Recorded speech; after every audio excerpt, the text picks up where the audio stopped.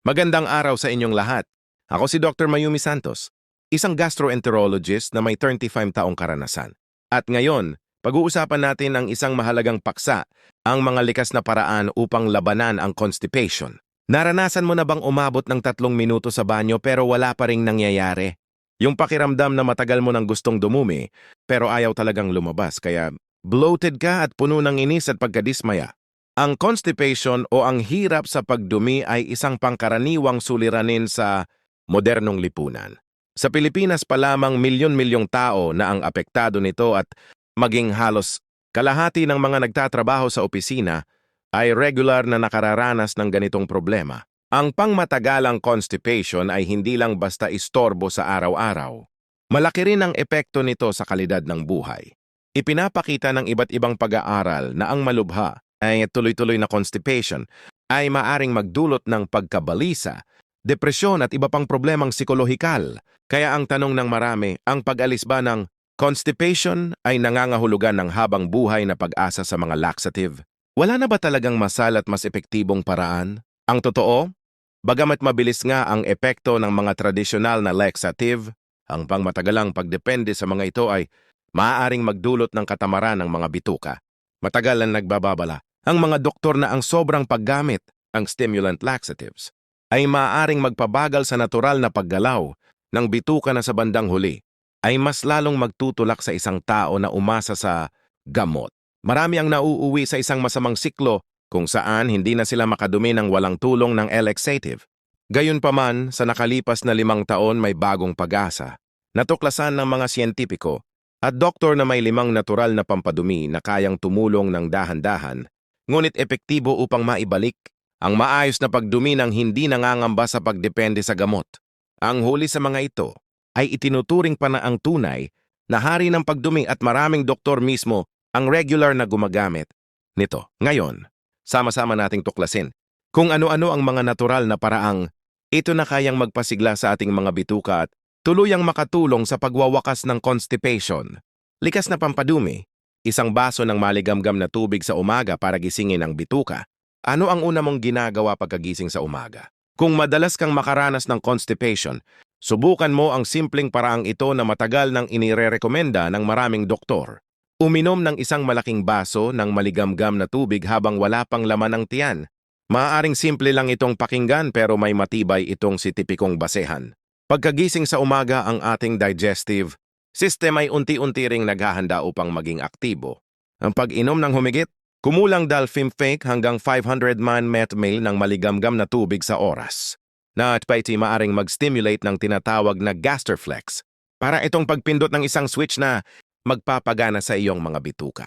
Kapag pumasok ang maligamgam na tubig sa tiyan, nagkakaroon ng bahagyang pag-uunat o pag-umbok ang tiyan na siyang nagudyok sa paggalaw ng bituka at nagpapabilis sa pagtulak ng dumi patungo sa tumbong. Kaya hindi kataktakan na maraming tao ang biglang nakakaramdam ng matinding kagustuhang dumumi matapos uminom ng tubig sa umaga. Ito mismo ang prinsipyong gumagana sa likod ng simpleng gawing ito. Isang Pinoy netizen na mahigit 30 taon nang dumaranas ng constipation ang nagbahagi ng kanyang kahanga-hangang karanas. Sinubukan na raw niya ang halos lahat ng uri ng pagkaing mataas sa fiber at umasa rin siya sa mga stool softener. Ngunit, isang araw, naisipan niyang uminom ng 3 malalaking baso ng tubig tuwing umaga habang walang laman ang tiyan. Hindi niya inasahan na ang matigas at paulit-ulit na constipation na nagpahirap sa kanya. Sa loob ng maraming taon ay bigla na lang nawala. Higit pa roon na natiling maayos ang kaniyang pagdumi sa sumunod na 2 taon. Siyempre magkakaiba ang pangangatawan at reaksyon ng bawat tao. Pero isang bagay ang malinaw, ang sapat na pag-inom ng tubig ay isang matibay na pundasyon sa pag-iwas at pagpapabuti ng constipation. Ang tubig ay nagsisilbing pampadulas at pampalambot ng laman ng bituka. Kung kulang ang tubig sa katawan, kahit gaano pa karami ang iyong kinakaing fiber, mananatiling tuyo at matigas ang dumi, kaya lalo itong mahirap ilabas. Kaya kung nais mong labanan ng constipation, simulan mo ang iyong araw sa isang baso ng maligamgam na tubig at bigyan ng malinaw na wake. Call ang iyong natutulog na bituka. Likas na pampadumi. 2. Mga prutas na mataas sa fiber. Kiwi.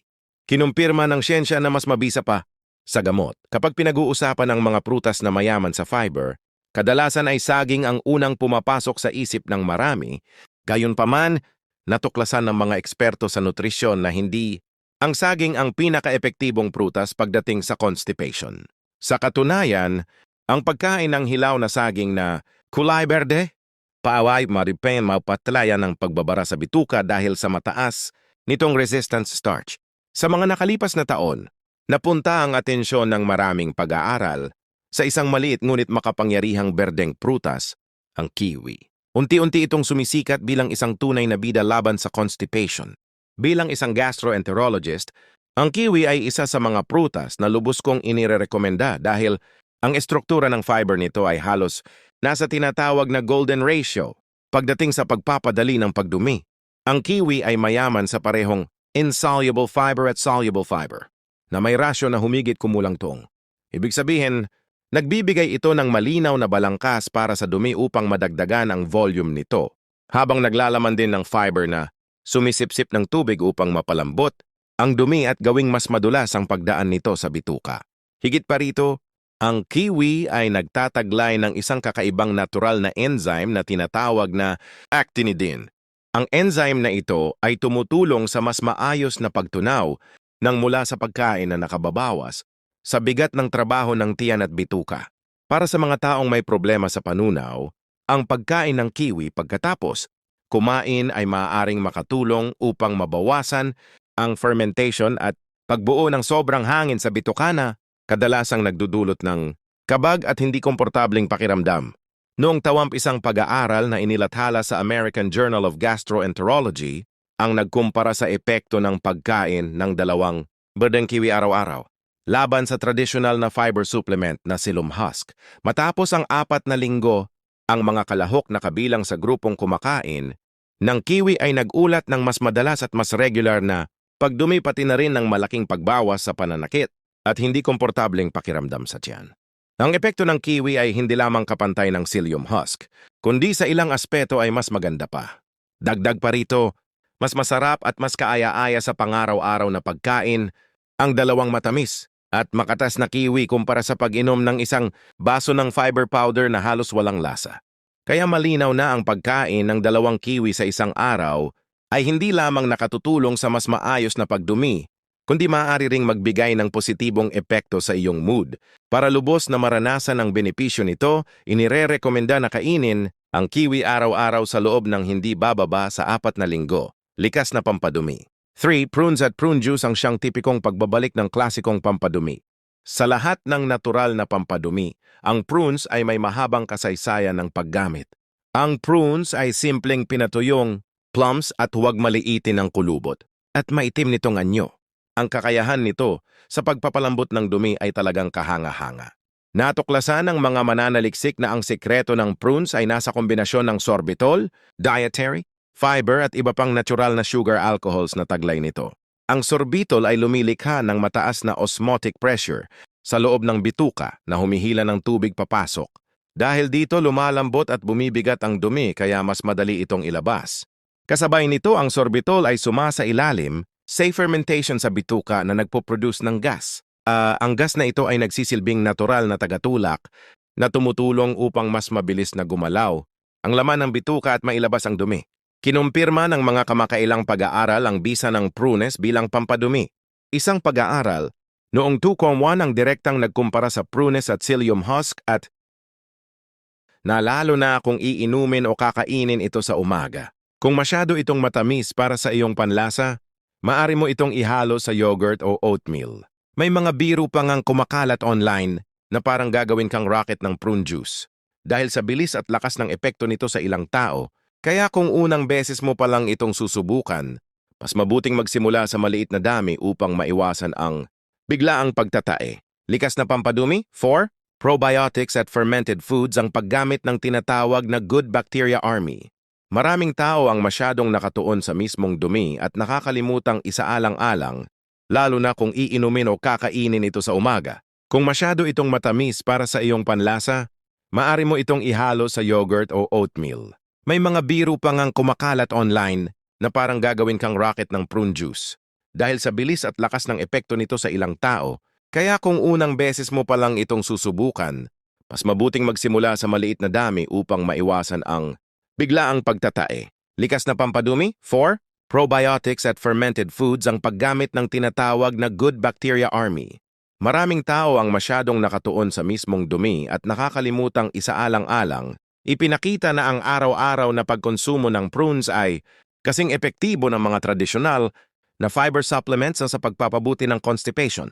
Isang mas bagong pagsusuri naman ng ang trilyon-trilyong bakterya na naninirahan sa ating bituka. Ang balanseng gut microbiota ay napakahalaga para sa maayos na panunaw at regular na pagdumi.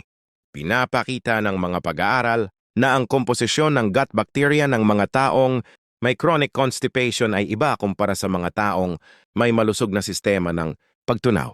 Dito pumapasok ang probiotics. Ang mga masadwayos mga buhay na mikroorganismo nakapakipakinabang sa ating katawan tulad ng lactic acid bacteria at bifidobacteria. Matatagpuan ang mga ito sa iba't ibang fermented na pagkain na karaniwan din sa Pilipinas. Ilan sa mga madaling mapagkunan ng probiotics ay ang yogurt, Yakult at Sara at pickled papaya. Ang mga mabubuting bakterya na ito ay tumutulong sa mas mahusay na pagtunaw ng pagkain o sa pag-produce ng short-chain fatty acids at sa pagpapasigla ng natural na paggalaw ng bituka. Isang randomized controlled trial noong ang nagpakita na ang pag-inom ng particular na strain ng Lactobacillus reuteri ay makabuluhang nagpabuti sa dalas ng pagdumi ng mga pasyenteng may functional constipation. Pinatutunayan nito na hindi lamang basta probiotics ang mahalaga, kundi ang pagpili ng tamang strain.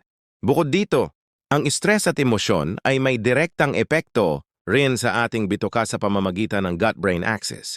Ang isang malusog na gut microbiota ay tumutulong sa pag-synthesize ng mga neurotransmitter na nagre-regulate ng ating mood tulad ng serotonin.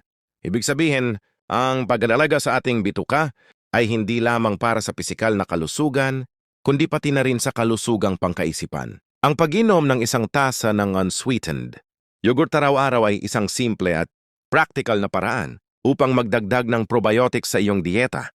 Para sa masarap at mas epektibong resulta, maaari mo pa itong haluan ng hiniwang kiwi. Ang kombinasyon ng fiber at probiotics ay magkatuwang na kumikilos para sa mas malusog na bituka. Isa pa sa mga likas na pampadumi ay ang chia seeds at iba pang mga buto na mayaman sa fiber. Huwag maliitin ang kanilang maliit na sukat. Ang mga buto ay isang puro at siksik na kayamanan ng fiber at nutrisyon. Sa mga ito, ang chia seeds ang lalong sumikat sa mga nagdaang taon.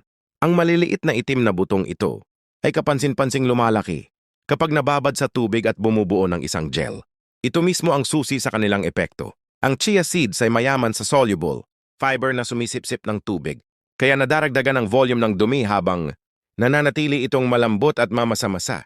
Yang pagdami ng volume ng dumi ay nag-i-stimulate sa pader ng bituka upang gumalaw habang ang malambot na tekstura nito ay nagpapadali sa pagdaan palabas. Isang klinikal na pagsubok sa Estados Unidos noong 2022 ang nagkumpara sa chia seeds, psyllium husk at isang karaniwang sangkap ng laxative. Ipinakita ng mga paunang resulta na ang araw-araw na pagkonsumo ng chia seeds ay kasing epektibo ng mga traditional na fiber supplement sa pagpapadalas ng pagdumi at sa pagpapabuti ng consistency ng dumi. Para magamit ng epektibo ang mga buto tulad ng chia seeds at flax seeds, mahalagang sundin ang ilang praktikal na paalala. Una, uminom ng sapat na tubig kasabay ng pagkain ng mga ito. Kung hindi maaaring sipsipin ng mga buto, ang tubig sa loob ng bituka at lalo pang magdulot ng bara. 2. Dagdagan ang dami ng paunti-unti.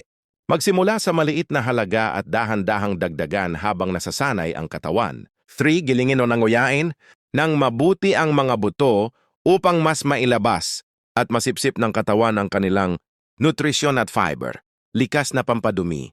6. Ang paraan ng pagpapadulas gamit ang langis. Ang huling sekretong ito ay maaring ikagulat ng marami langis. O, ang pagkonsumo ng katamtamang dami ng malusog na langis ay mahalaga sa pag-iwas sa constipation. Bilang isang gastroenterologist, madalas kong ipaalna ang pagkain ng puro gulay lamang ay hindi automatikong garantiya ng maayos na pagdumi. Kailangan din ng tamang uri ng langis. Ang langis ay nagsisilbing pampadulas sa bituka na ginagawang mas madulas at mas madaling ilabas ang dumi. Inirerekomenda ng maraming doktor at nutrisyonista ang olive oil Bilang isang doktor na may 25 taong karanasan, isa sa mga personal kung payo ay ang pag-inom ng 1 hanggang 2 kutsara ng extra virgin olive oil. Araw-araw habang walang laman ng tiyan na sinusundan ng isang basong tubig. Bakit nga ba epektibo ang olive oil? Yung purong extra virgin olive oil ay nag-stimulate sa paglabas ng pedobil at